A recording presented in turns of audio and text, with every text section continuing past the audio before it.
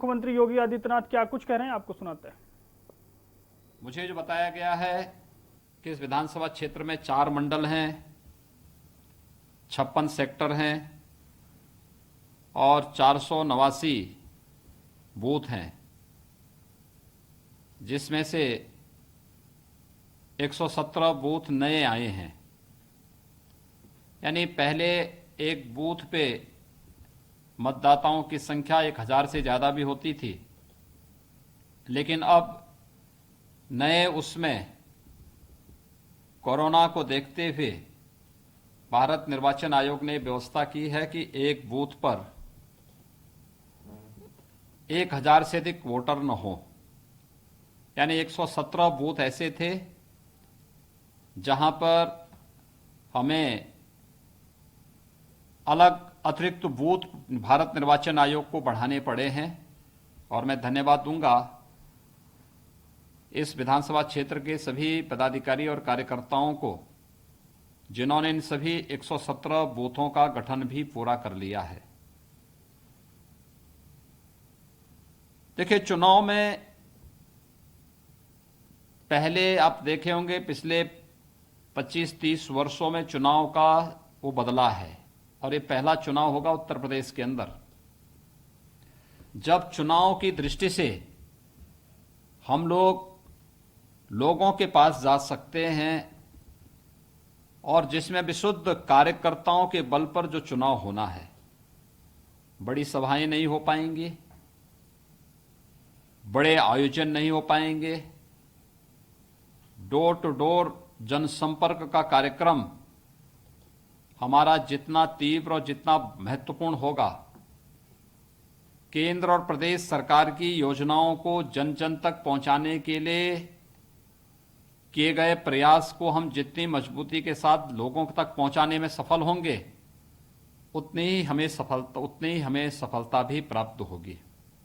और इसके लिए आवश्यक होगा कि हमें विधानसभा क्षेत्र के अंदर, जनपद के अंदर, कमिश्नरी के अंदर, प्रदेश के अंदर आई भी उन विभिन्न योजनाओं की जानकारी होनी चाहिए जो प्रदेशवासियों के लिए, जनपद वासियों के लिए, विधानसभा वासियों के लिए, मंडल, ग्राम पंचायत, इन सभी क्षेत्र में निवास करने वाले लोगों के लिए बहुत उपयोगी होगा और लोक कल्याण का माध्यम बनेगा।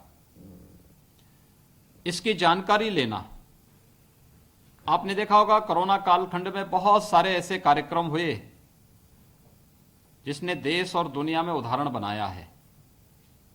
आप याद करिए, जब 25 मार्च को लॉकडाउन प्रारंभ हुआ था, प्रधानमंत्री जी ने 3 दिन के अंदर गरीब कल्याण पैकेज की घोषणा की, और गरीब कल्याण पैकेज के अंतर्गत हर एक गरीब को फ्री में राशन की व्यवस्था की। और ये राशन की व्यवस्था केवल उसी समय नहीं की, बल्कि राशन की व्यवस्था इसके बाद भी निरंतर दी गई और आज भी दी जा रही है। मुझे लगता है हर एक गरीब तक देश के अंदर 80 करोड़ लोगों के बीच और उत्तर प्रदेश में 18 करोड़ लोगों को राशन 12 बार मिल चुका है। यानी 6 महीने, 1 महीने में 2 बार मिला है। 13वीं बार राशन देने की प्रक्रिया चालू हो चुकी है। यानी ये लगातार कार्यक्रम चल रहे हैं। रसोई गैस के सिलेंडर फ्री में उपलब्ध कराने की कार्रवाई भी इस दौरान की गई। वृद्धावस्था पेंशन, निराश्रित महिला पेंशन, दिव्यांगजन पेंशन, कुष्ठावस्था पेंशन एडवांस में सबको दे दिया गया। किसान सम्मान निधि एडवांस में दी गई। लॉकडाउन के दौरान आप याद रखिए, उत्तर प्रदेश पहला राज्य था जहां पर हम लोगों ने लॉकडाउन के बावजूद सभी चीनी मिलों को चलवाया। किसानों की फसल को कटवाने के लिए कंबाइन मशीन और रैपर उनके खेतों तक पहुंचाने का कार्य किया गया। न्यूनतम समर्थन मूल्य किसानों को देने की कार्रवाई प्रारंभ की। उत्तर प्रदेश के जो हमारे युवा विभिन्न प्रतियोगी परीक्षाओं की तैयारी के लिए कोटा और प्रयागराज में थे, उन्हें सुरक्षित उनके घरों तक पहुंचाने का कार्य सरकार ने किया।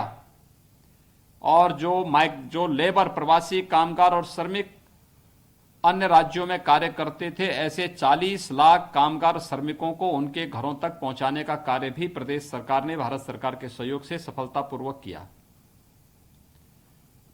सेवा की अद्भुत मिसाल सरकार के साथ साथ संगठन ने भी किया। सेवा ही संगठन,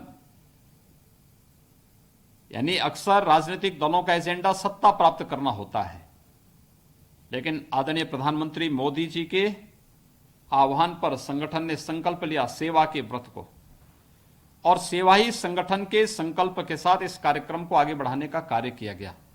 आज उसका परिणाम है कि भारतीय जनता पार्टी के प्रत्येक कार्यकर्ता के प्रति आम जनमानस के मन में एक श्रद्धा और सम्मान का भाव पैदा हुआ है। प्रदेश में याद करिए, पहले जितनी भी नौकरियां निकलती थी, ये नौकरियां कहीं ना कहीं बीच में अटक जाती थी। इन नौकरियों में जातिवाद, इसमें क्षेत्रवाद, इसमें भ्रष्टाचार की शिकायत आती थी। पिछले 3.5 वर्षों के दौरान हम लोगों ने 3 लाख से अधिक नौजवानों को, उत्तर प्रदेश के नौजवानों को प्रदेश में नौकरियां दी हैं, और अभी 3 लाख नई नौकरियां हम देने जा रहे हैं अगले कुछ दिनों के अंदर, कुछ यानी समय के अंदर ये सारी नौकरियां और मिलेंगी उत्तर प्रदेश के नौजवानों को। 20 लाख नौजवानों को हमने प्राइवेट सेक्टर में नौकरी दी। करोड़ों नौजवानों के लिए रोजगार और स्वतः रोजगार के दरवाजे खोले। एक व्यापक पैमाने पर एक नई कार्य योजना के साथ सरकार सामने आई है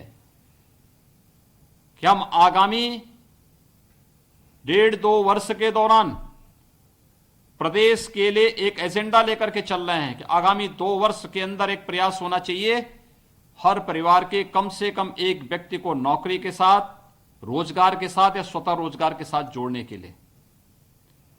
एक बड़ा कार्यक्रम चल रहा है, व्यापक पैमाने पे कार्यक्रम चल रहा है, और ये कार्यक्रम कोरोना के पहले भी चल रहा था। वैश्विक महामारी कोरोना के दौरान भी इस कार्यक्रम को हम लेकर के चले हैं। आदरणीय प्रधानमंत्री जी ने गरीब कल्याण पैकेज की घोषणा की। आदरणीय प्रधानमंत्री जी ने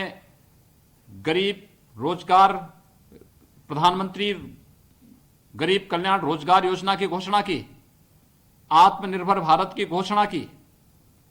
कृषि इंफ्रास्ट्रक्चर के लिए 1 लाख करोड़ की व्यवस्था की।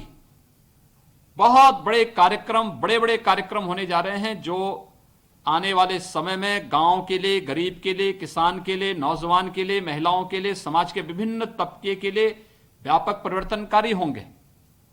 उनके जीवन में आमूलचूल परिवर्तनकारी होने वाले हैं, और इसके लिए मैं आप सबका आह्वान करूंगा कि हम सबको इसके साथ जुड़ना चाहिए, इसको जन जन तक पहुंचाना चाहिए।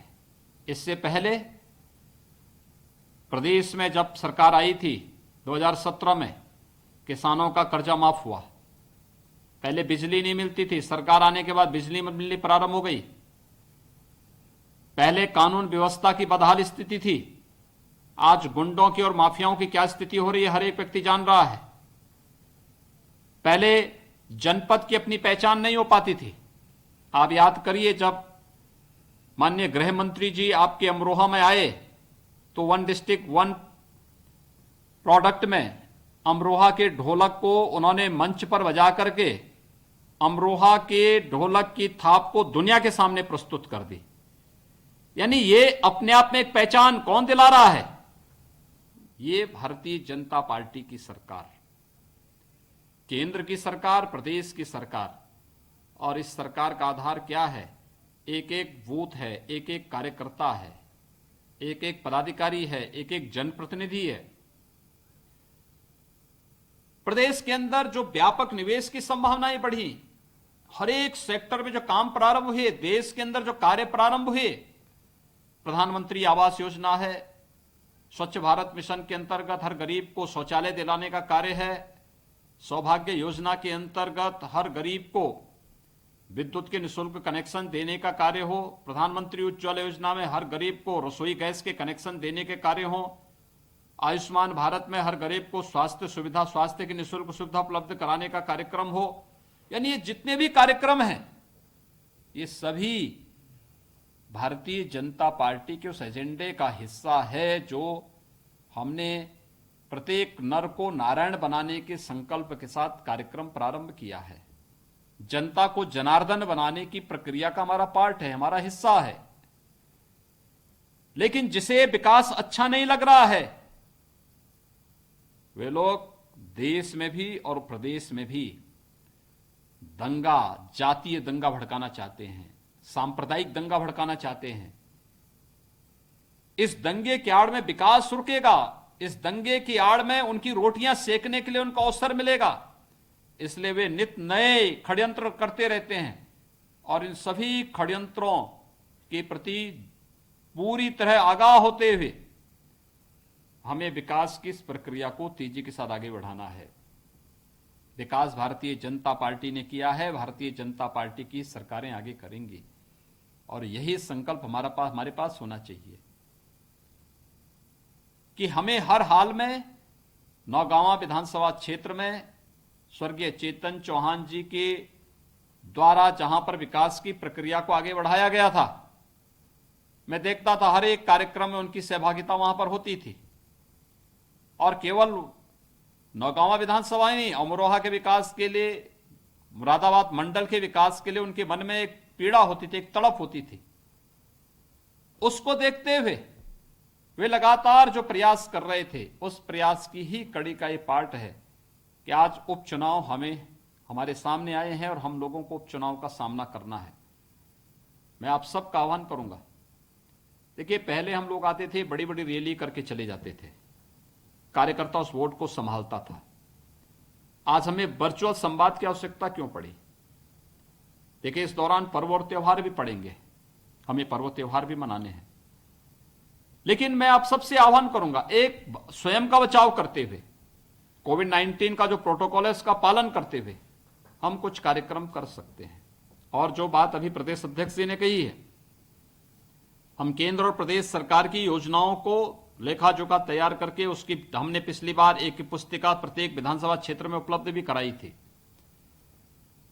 उसका हैंडबिल बना करके हर एक बूथ पर, जो 489 बूथ हैं, इन 489 बूथों पर कोई दिन तैयार करिए जिस दिन एक साथ सभी बूथों की बैठक होगी। हमारे जितने भी पदाधिकारी होंगे वो प्रदेश के होंगे, क्षेत्र के होंगे, जिला के होंगे, मंडल के होंगे, सेक्टर के होंगे, उन सब का दायित्व होगा केवल अपनी बूथ पर बैठक में भाग लेना और अपनी बूथ की बैठक में भाग लेकर के इस बात को सुनिश्चित करना कि बूथ की पूरी टीम उनकी वहां मौजूद है। अगर बूथ आपका पूर्ण गठन है, बूथ की मौजूदगी है, बूथ के कार्यकर्ताओं की आपकी 21 या 25 लोगों की टीम वहां मजबूती के साथ जटी हुई है, कोई ताकत आपको आपके बूथ से परास्त नहीं कर सकता।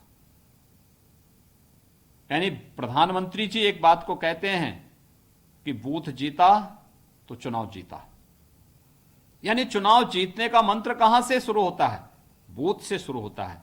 इसलिए बूथ को जीतने की प्रक्रिया का पार्ट बनना और इसके लिए बूथ का गठन 100% होना। अगर आपका बूथ का गठन है, कोई ताकत आपको चुनाव में नहीं हरा सकती। एक दिन इस नौगांवा सादात की विधानसभा क्षेत्र के सभी 489 बूथों की बैठक एक दिन में हो और सेक्टर से इसकी समीक्षा हो। किन किन बूथों पर नई बैठक हो पा रही है और क्यों नहीं हो पा रही है, अगले 3 दिन फिर उसके लिए जो बचे हैं उन बूथों का गठन करना। और जब तक 100% बूथों का गठन नहीं हो जाता है तब तक बैठक की इस प्रक्रिया को फिर अगली बार शुरू करिए। सभी कार्यकर्ता फिर अपने बूथ पे बैठेंगे। 100% गठन करने की प्रक्रिया को 489 बूथों पर 100% गठन की प्रक्रिया को पूरा करने के बाद हम लोगों को वहां पर एक कार्य योजना तैयार करनी होगी बूथ स्तर पर। केंद्र और प्रदेश सरकार के पिछले 6 और पिछले 3 वर्ष की उपलब्धियों को लेकर के विधानसभा स्तर पर भी क्या क्या कार्य हुए हैं, इन सब को लेकर के एक हैंडबिल तैयार करना है। हैंडबिल तैयार करके अगर 20 कार्यकर्ताओं की टीम बूथ पर है तो 4 टोली बना दीजिए, 25 कार्यकर्ताओं की टीम बूथ पर है तो 5 टीम बना दीजिए, 15 कार्यकर्ताओं की टीम बूथ पर है 3 टीम बना दीजिए। ज्यादा भीड़ भी नहीं होगी, कोविड-19 के प्रोटोकॉल का पालन भी हो जाएगा। 5-5 कार्यकर्ताओं की टोली और उस बूथ पर, एक बूथ पर लगभग 1000 वोटर होंगे, 700 से लेकर के 1000 वोटर होंगे, यानी 100 से लेकर के 200 तक घर होंगे। और बूथ में उसका डिस्ट्रीब्यूशन करिए कि 1 से 50 तक ये टोली काम करेगी, बी से सी के बीच में बी टोली काम करेगी, 50 से 100 के बीच में बी टोली काम करेगी, 100 से 150 पर सी टोली काम करेगी, 150 से 200 पर डी टोली काम करेगी।